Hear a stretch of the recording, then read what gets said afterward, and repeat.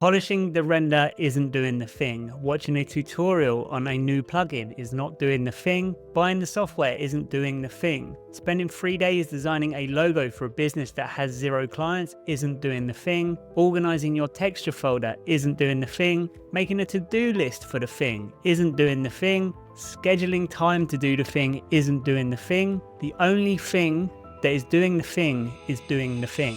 I was working hard, but I thought I had a talent problem. What I really had was a talent for avoiding the one thing that actually moves the needle. It was like running on a treadmill, sweating buckets, looking at the speedometer and wondering why I was still in the same exact spot. So this video is about the moment that it clicked for me, the difference between the spider and the ladder. And once I saw it, everything got simpler. If you don't know who I am, I'm Jake. I've spent over a decade as a 3D artist working with super yachts, car companies and architects. I've helped over 30,000 artists learn 3D. And I've turned it into a roadmap called the Future Proof 3D Artist. I've linked the waitlist for the next cohort in the description, so if you want to see how that works, you can check it out. But for now, we need to look at why I was stuck doing fake work. So I know this feeling well. I'd sit down at 9 AM, coffee in hand. Inside, I knew exactly what I needed to do, but the resistance hits. And it's this quiet tightening in the chest when I knew I had to do outreach. I had to put my work in front of someone who could say no. So what did I do? I didn't push through. Instead, I polished the unseen. I spent hours tweaking render settings no one would ever notice. I told myself that if I just bought one more plugin, then I would be ready to get clients. I wasn't working, I was just calming my anxiety. I was playing the role of a 3D artist, tinkering with the craft, but I was avoiding the role of the entrepreneur, which required facing rejection. So by avoiding what felt hard, I actually made my life harder. And later in this video, I'm going to show you a diagram called the spider, which shows why I felt like this, and I'll show you the ladder, which got me out. But first we need to understand why our brains keep pulling us away from the work that actually matters. So why did I sabotage my own progress with busy work? The truth was I wasn't lazy, we're just wired to avoid pain. So whenever I hit a bottleneck like needing clients, my stress spiked. Outreach meant potential rejection, and our brain hates stress. So it views rejection as a threat. So my brain looked for an exit ramp. It looked for something, anything that felt like work but carried 0 risk of pain. And that's how I ended up deep cleaning my keyboard with a cotton bud. That's how I convinced myself that today was the day I was finally going to sort out my cable drawer instead of doing the client proposal. I wasn't avoiding work, I was just avoiding discomfort. And my brain was very good at helping me do it. But in our industry, it's tricky. It looks like learning, it looks like research. We decide that we're going to target a new niche and it feels great. And this is basically uninformed optimism, because then you realize it's actually quite hard and it's uncomfortable and the results don't come that easy. And this is where most people crash, and then they decide something new and head back to the start. And that is basically why I stayed here, and I kept going around in this cycle, and I would just avoid going through this valley of disappointment. But all the good stuff is on the other side, but not many people make it. And as a warning, it wasn't just like you go through it once. This valley keeps turning up again and again, but I just had to stick with something long enough to see the results. And this graph shows what I thought it should be like and what actually happens. So the trap I was in was I was just switching vehicles every time something got hard. And because I didn't have structure, I just had all these various things I thought I should be doing. So I'd think I need to build a website, and then I'd feel friction, and I'd jump to I need to make better images. And then I just stayed here.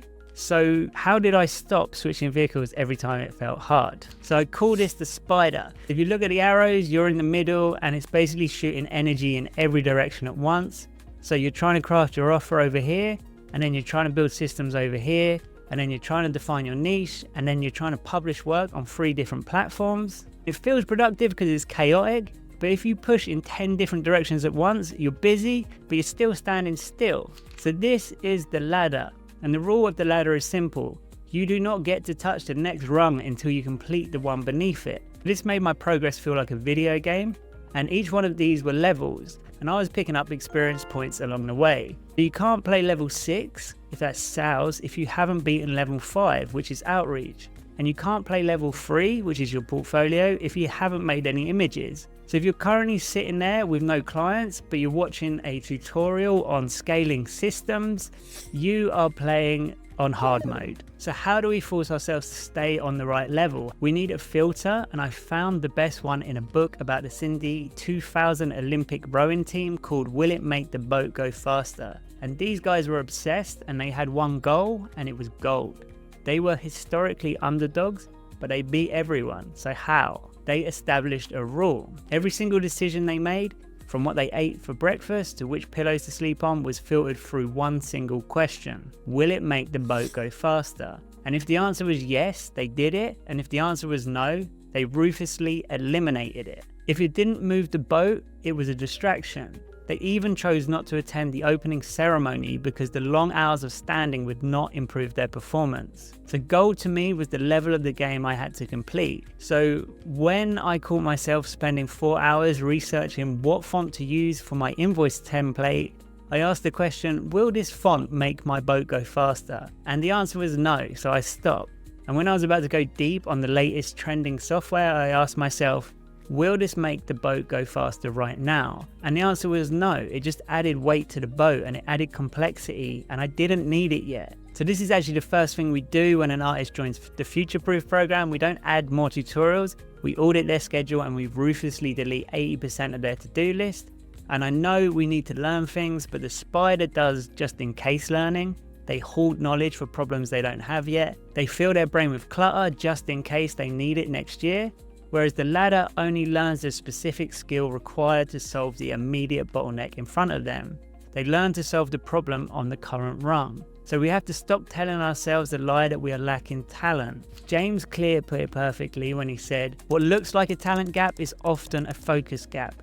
The all-star is often an average performer who spends more time working on what is important and less time on distractions. So you don't need to be the best in the world. You don't need to be the most creative person in the room.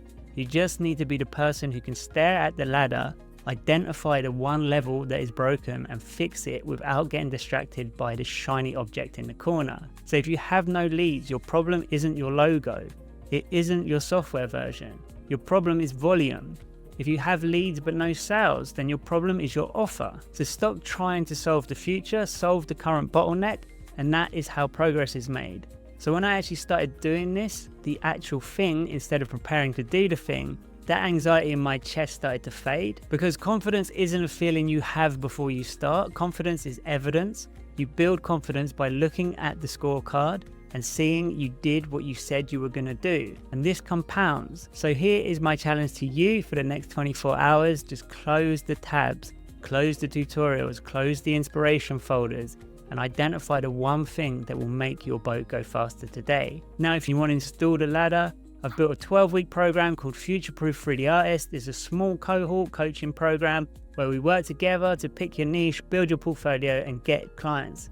You get weekly live sessions, direct feedback on your work, community, and you're going to leave with a clear offer and the confidence to sell it. I only open this up a few times a year to keep the cohort small. But if you want to know when the next spots are open, click the link in the description and join the wait list. And if you aren't ready for that yet, but you want to know how to structure your portfolio so it actually sells, then watch this video next.